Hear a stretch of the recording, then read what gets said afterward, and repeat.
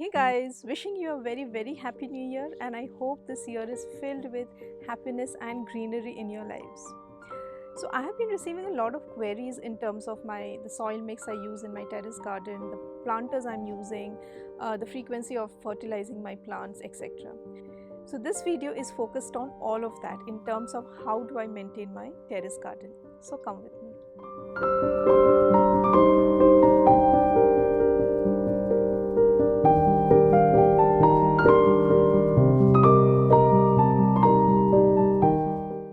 So the very first and simple step for me is watering my terrace garden. So terrace garden or say vegetable plants need about 5 to 8 hours of sunlight every day for their growth and production of fruits. And because they need so much of sunlight, they would need a lot of water. So say like in this winter season, watering once a day is fine, and watering in the morning is more preferable.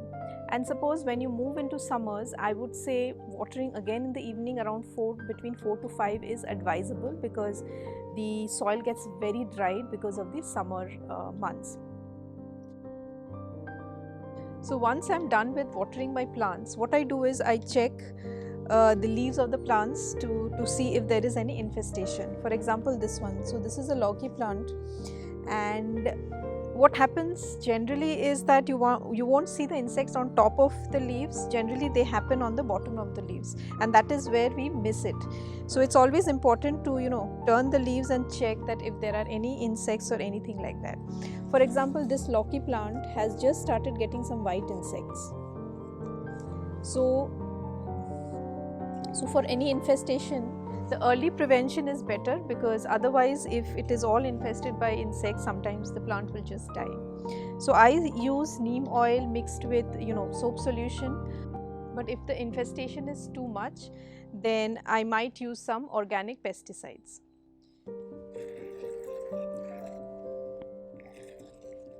Even on the leaves which are not infested yet, just to prevent them from getting the insects. So as of now, most of my plants are doing well without any infestation. But this flat beans plant has these brown spots. I'm not exactly sure what these are. So what I do is generally I just remove the leaves.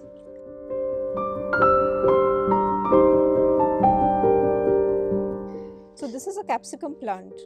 So here when I check the leaves, it has these black spots and brown spots, which is a clear indication of some kind of fungi or bacterial infection. But I won't spray any pesticides or anything like that solution right now, because it already has a fruit and I don't want the fruit to be damaged, and it is ready to be harvested. So what I generally do is, in these cases when the leaves are like heavily infested, I just remove this from the plant and leave the healthy leaves so that it produces enough food for the plant to grow. So I'll just simply remove these leaves, nothing more.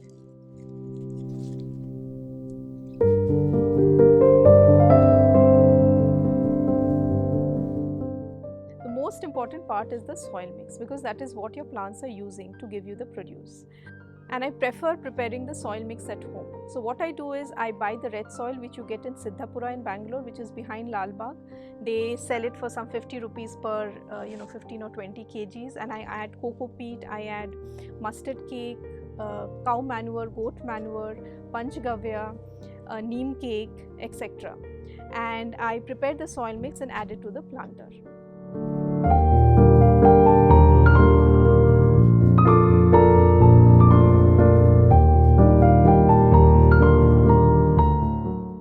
Once we put the seeds in this soil mix that I prepare, it provides enough nutrients for the seeds to germinate into a healthy sapling or a plant. Vegetable plants need more nutrients than a normal, say, indoor plant or a normal flowering plant, because they are bearing fruits for you.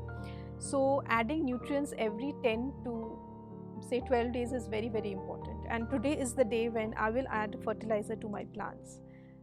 And when we are adding nutrients to our plants, you need to alternate the different kind of fertilizers. For example, today I am putting this homemade compost. So I compost my kitchen waste, and if you see, there are a lot of eggshells as well. So this is what I will apply to my plants today. But in the next iteration, what I'll do is I'll add seaweed extract, and in the next iteration I might use Panchgavya. Alternatively, you need to add different kinds of fertilizers so that the plant gets all the different kinds of nutrients it needs, like nitrogen, potassium, calcium, magnesium, etc. So let's put this homemade compost today.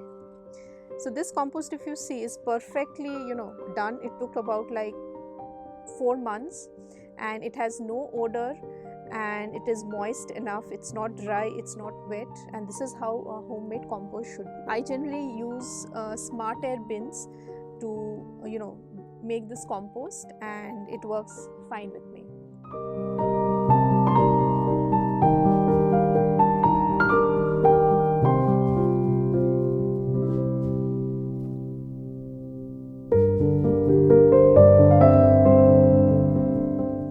After putting any kind of fertilizer, you just need to dig the soil a little bit so that the compost get mixed up.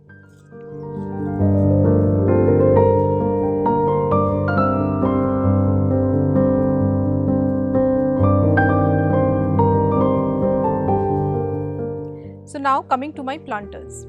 So the original garden setup, vegetable garden setup, was done by My Dream Garden. So what they do is they provide you these planters, which are this one, in all shapes and sizes. Like they have the square one, rectangular one, they have the tall ones for fruits, etc. They provide you the soil, the nutrients, etc. And they provide 1 year of free maintenance. All these steel planters are from My Dream Garden. If you see, some of them are like square, like this one, which is about, I would say, maybe 16 or 18 inches, and there are the rectangular ones for like longer creepers. They also have these tall planters for fruit trees, which I have not bought. So what it does is that it is a very sturdy planter, and the best part is that they have a perforated plastic here, and a very soft cloth inside to provide aeration to the soil. So this is what the planter is, and it's movable. It's a bit heavy because it is made of this metal, but it is quite sturdy and provides the purpose. I also wanted to try some other planters. So these wooden planters are from Urban Beru, and these are made of pine wood and has a special polish. So these have withstood the recent rains for about 2 to 3 months, and I haven't seen the polish like going away, and it is made of very good quality. And the best part is that these planters are customizable, so you can give them the length, the length, breadth and the height of the planters, and they can do whatever however you want it to be. These are without the stands because I wanted to put it on the top, which didn't happen, but they also come with these stands like this one here. It has a stand so that it's easy for you to do the gardening. I'm also leaving the contact numbers of these sellers for both these My Dream Garden planters and Urban Beru, so that if you're interested, you can reach out to them and ask for prices, etc. Last but not the least, our very own plastic planters that you get anywhere, like on the roadside, on like gardening stores, are equally good. Like I have tried these planters also, and if you see like this capsicum plant, it is a small plant and it has given 3 big capsicums, medium size, and it has grown very well in these pots. You just have to make sure that the height is between 9 to 10 inches. Again, like this one, this pot, I am growing the cherry tomatoes. It was just like I was testing it out how the tomato plant will do in this pot, but it has done wonderfully. So what I feel from my experience is planters do matter, but again, the plastic planters are good enough. If you have less space and you want elongated these rectangular pots in your balcony or in a small space, these will work well as well. So now little bit of update from my terrace garden in terms of how the plants have been growing. If you see this red sag, which were very small like until like 1 month back, it has now it's ready to harvest and it's really grown very big. This is a red cabbage which I was testing it out, and it's doing well. It has survived the squirrels biting of the leaves, and I think it will come out well, but it will take time. This is my leek which has grown pretty strong now. I think it should be ready. It needs to be a little more thicker. This is my celery. This is doing well. So yeah, let's do the harvest now with the red saag. These look so good.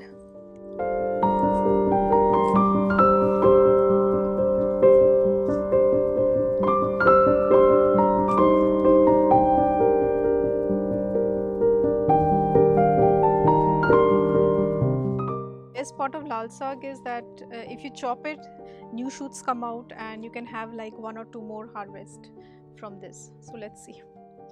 Cabbage is done, it seems. Look at this. It's a small one, but I think it's done. So we can chop this off.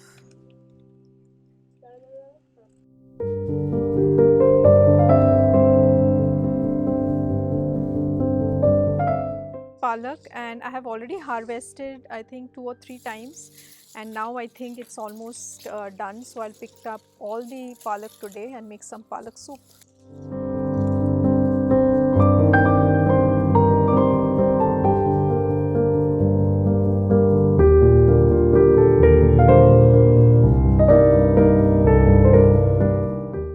This is the beetroot which we planted the seeds about a month back, and this leaves are very healthy. The capsicums, as I was showing you, have turned out really nice and big here. There are a lot many there here. I just want the capsicums to turn their colors into like red and yellow. The seeds indicated that those colors. So let's see. I have to leave it for a while and we'll see how the color changes. Here I have some coriander. I need some coriander today, so I'll just harvest a few. I have harvested a lot of brinjals from here, and I think it's now kind of getting over, but still there are a lot of brinjals that we need to harvest today. This is a twin. Cut it from here.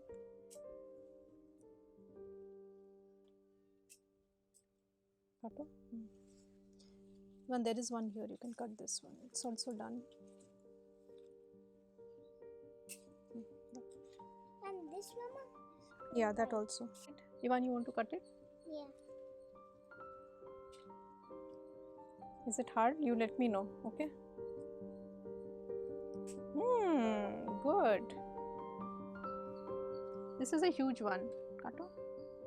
Some more. Oh wow. This is a really good capsicum. Perfect big size. And this one? All with organic fertilizer. And all in this plastic container. And also mama. The chilies from my chili plant have all turned red.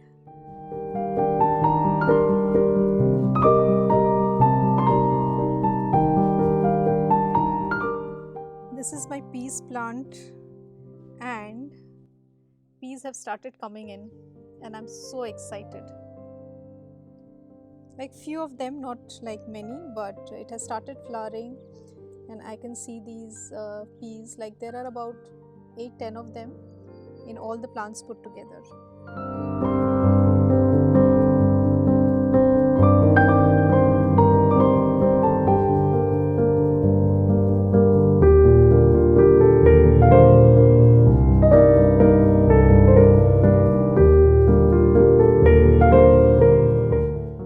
I'm so happy with my harvest. So that's all for now.